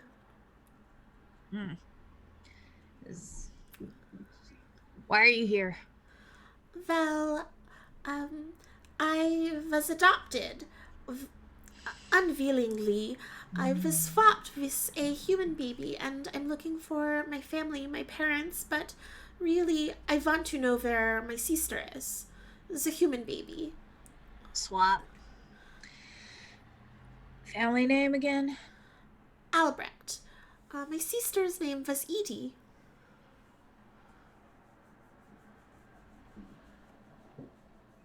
Where at? In Darkon. Roll me a perception. Or an insight. Either one is good. They're the same. 16. You see a flash of recognition cross her face, but it's gone in a moment. Can't help you. What? But Mercy has been traveling for so long, looking for someone who could help, and she was filled with so much hope, meeting Rapture and Maggie and them saying they could help, that she didn't even consider for a second that this could be a possibility, and her eyes immediately start swelling with tears. But they said you could help, and I went to the place with the singing and then the boat, and now I'm here, and the whole point was to find Edie.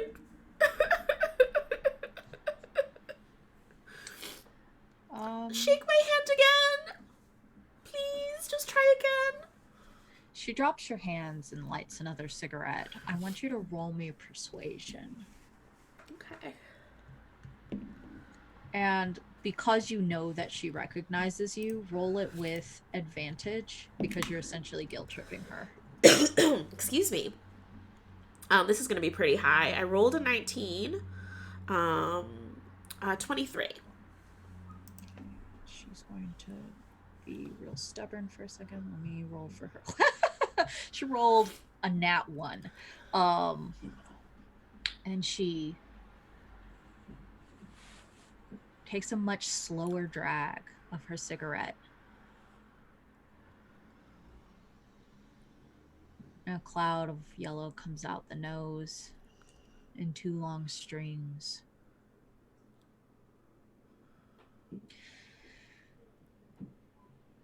What do you want? What do I want? I want to make my parents happy. I want to give some Edie back. You want a happy family. You want your new parents, your old parents. You want your sister. Yes, that sounds wonderful. What are you willing to sacrifice? What do you mean? We can want all day. What do you give? Are you saying if I give you something that you can help me then? Not me. You want to know them or you want to see them? You can't have both. Oh. Well, I suppose if I see Sam and I don't know it's Sam's and they're just strangers in a crowd. Maybe I've seen them already. I want to know them then. And if I know Sam, my parents, then I can find Edie for my mother and father. If you know Edie, you can't see her. What do you mean? Sacrifice doesn't mean anything unless you give something precious up.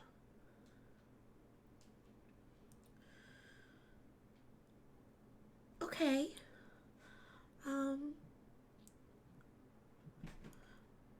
I don't adventure alone anymore. I have friends, real friends, who've been there for me through terrible things. They will help me. Being able to see and find my parents and Edie, that's a problem for tomorrow, Mercy. I want to know them.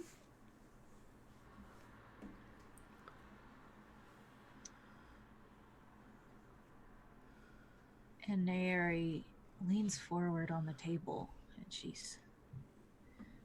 if she had not rolled a 1, you would not know this. You don't You don't want to find them.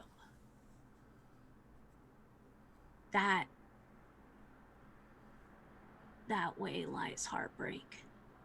If it was me, I'd say give it up. I can't do that.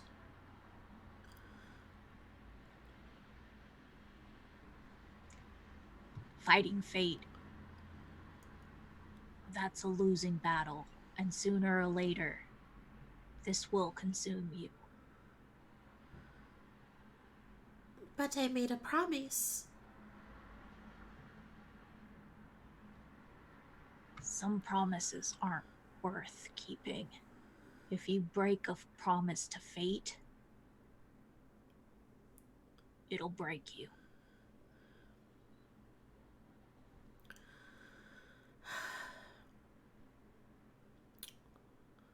Can you tell me whose they are or not? She takes one last drag.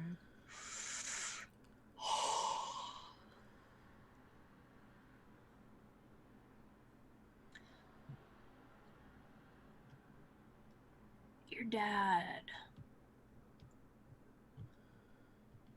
The type of man who ain't hardly a man. Travels high and low. He wasn't born here. Not like you, not like your mother. And he's dying to get back. Hoping with every offspring it gets him closer to freedom. I hear he's still trying. That gentleman caller. Your mama was a fine, fine woman.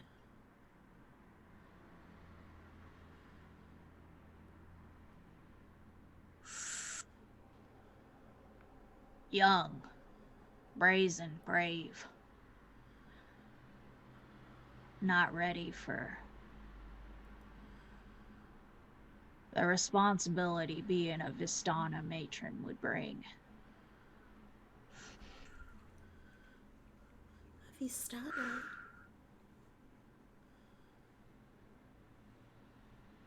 She's a good girl, good clan. Helped me out once.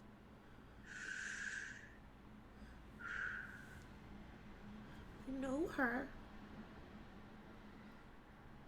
You know her too. When her husband Victor found out, she had to put you somewhere safe. I helped her back. I'm sorry, Victor. Some doctor up north. I only know one Victor. You only need to. It's the only one worth knowing.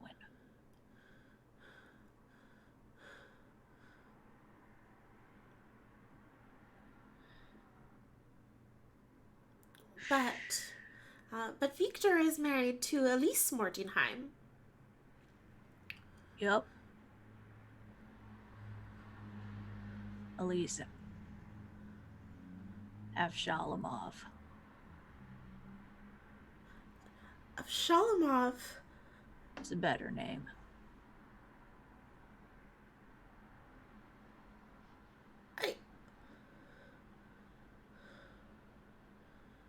Your dad always did like those Avshalamovs.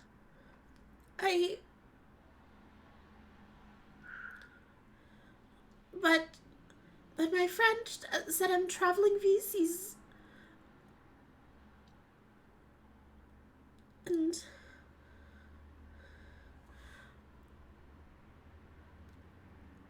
But Here. I've met her. Puts a hand out for you to put your hand into. She doesn't even try to prestidigitate this time. She closes those creaking knuckles around your hand. You see it all in a flash of light, so brilliant, so fast. Oh, this beautiful black-haired woman with lightly tanned skin singing in the forest, dancing as a gentleman caller with brown hair and gold eyes comes up to her. And they spin under the moonlight. You see her in a veil, not even showing. Happiest day of her life, getting married in Lamortia, walking down the steps to her new mansion with her husband. Oh, beautiful woman, but her husband's anger, her husband's rage. Oh, it wasn't going to be safe for her daughter, was it? Not if he knew. You see Naeri in a cloak and hood and standing outside the stormy streets of Darkon. And she's walking away with a human baby. And she lets go of your hand. She gasps and grabs the edge of the table. You can hear a rattling wheeze deep in her chest. She lights up another cigarette, takes a deep, deep drag.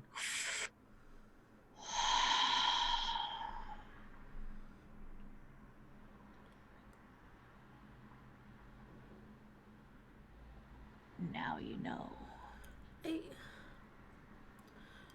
Where did you take her? Where's Edie? I took Edie to a place she could be protected. She's a freedom fighter now, killed Dark Lords. Got herself a little outfit.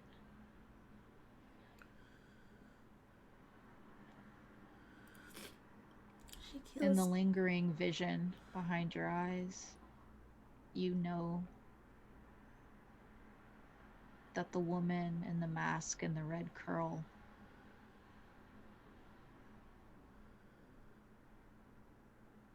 is Edie.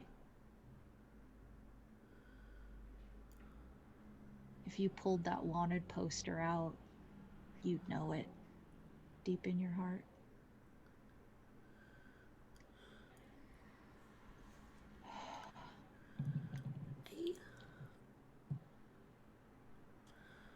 I don't know what any of this means.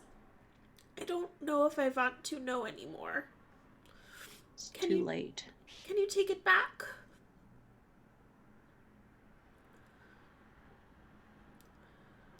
Her other hand has been resting on yours. When she pulls away, you see a ring. And in the center of this ring is a circular dome of stained glass. It's paid. Don't break the deal. I did my part.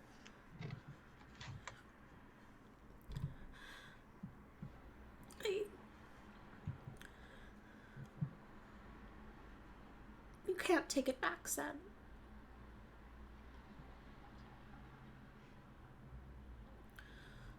You're the one who fought fate. Mercy just gets up and kind of walks confused in a stupor over to the top of the stairs, and just kind of turns around, takes one last look at Naeri, and in sort of like a weak voice just says, "Thank you," and goes down the stairs. When you took that look over your shoulder to thank Naeri, you saw an empty room filled with dust and cobwebs and the stale scent of cigarette smoke. Oof. Magdalene waits at the bottom of the stairs and she smiles wide. You must be exhausted. It's time to go to bed, little one. I am exhausted. It's time for bed. And sweet dreams. Dreams. And she leads you to your room. Constantina, where did they put you? I like to think, how many stories are there in this building? There are 2 stories that you know of. Okay. I think that they probably kept me on like the lower floor. And per my request, like lead me down a hallway where there's various chambers. And Okay. yeah, take me to one that possibly has some restraints. Yeah, they take you to one. It sort of has restraints. There are no windows, and they lock you in. The restraints are rather. They're like fuzzy. Yes, there's a They're like silk. you doubt the efficiency. Yeah. Just say that. Okay. But you cannot doubt the pull of the moon deep in your chest. And even when you lay down and night takes you, you can't doubt it. And you all eventually get to sleep. And I would like for everybody to roll me a very quick, we'll go with a wisdom saving throw. Real quick, like right before I would have like fully like come to this, can I like cast message trying to reach out for Vasily? 100%. I don't know where she is, but I basically am just like putting out a call for help. Like You put out that call, but you don't hear anything back. Okay.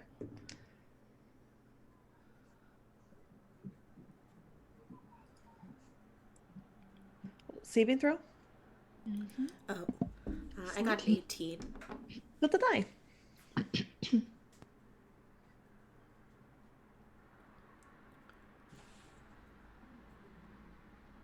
You're muted. I'm muted? Yes. You're good now. Oh, okay. What about everyone else? 16. 16? 14? 13. 13. Everybody who got above a 15 in the middle of the night feels a crackle of magical electricity and hears a buzz and a whine. Something is different. And when you go to the window, with the exception of Constantina, you look out and you see a shimmer in the distance surrounding Mudar. That blue sky with the silver sun comes red as blood with a full moon, black as sackcloth. Uh-oh. With an 18, Mercy hears the distant sound of a snarl and a scream. Splintering wood, shattered tiles.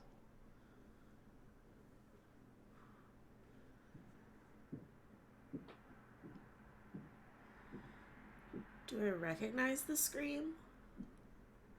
No. Oh. Outside the building, you can hear general unrest. But all of the curtains have been drawn to keep out the light. Because the sun never sets in Mudar. And the red sun rises. It shines into the barred window of a jail cell. This is where Constantine awakes, in tattered clothing covered in blood. Oh, I ruined my new outfit. This is where our episode ends. Ooh.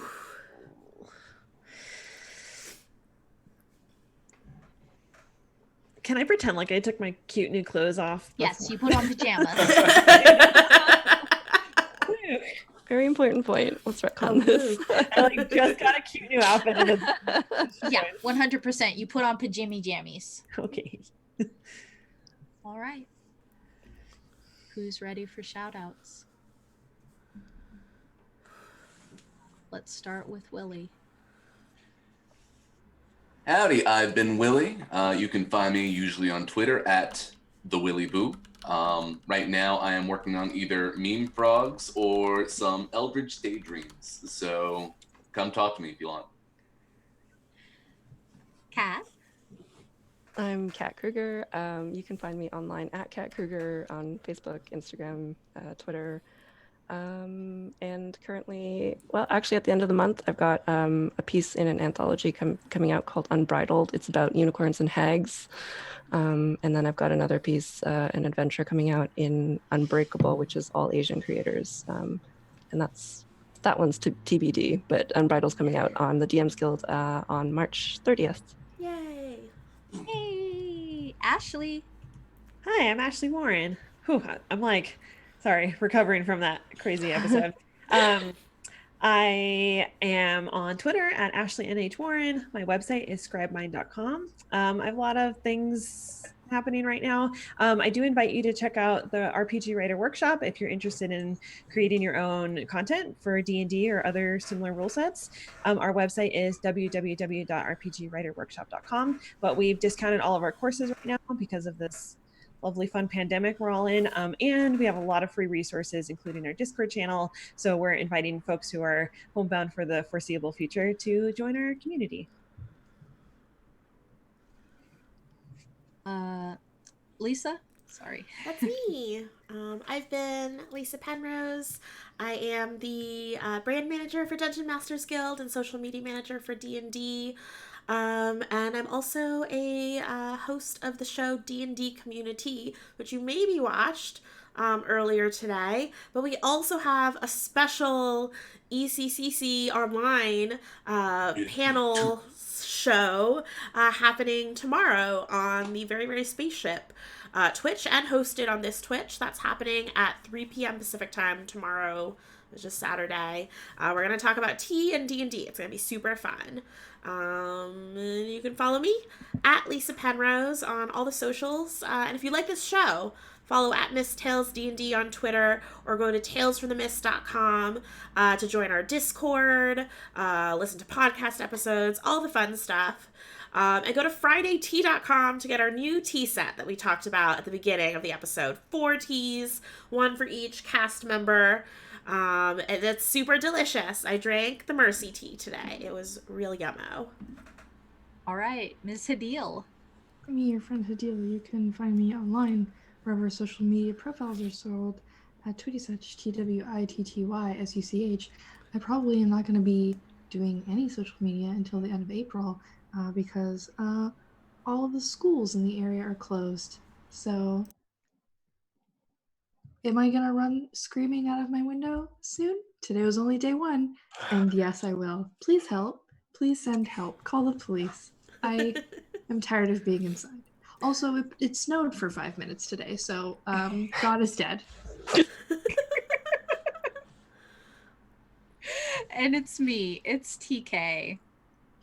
And I write spooky stories on the internet. You can find them on my website, tkjwrites.com, or you can follow me on Twitter, TK Joins the Fray. Just had a bunch of people follow me, and I took that as an opportunity to put out the Discord because I don't have anything going on in my real life. Anyway, at least we're here together, and next week we'll see you in the mists. Bye. Sleep well, Mistwalkers.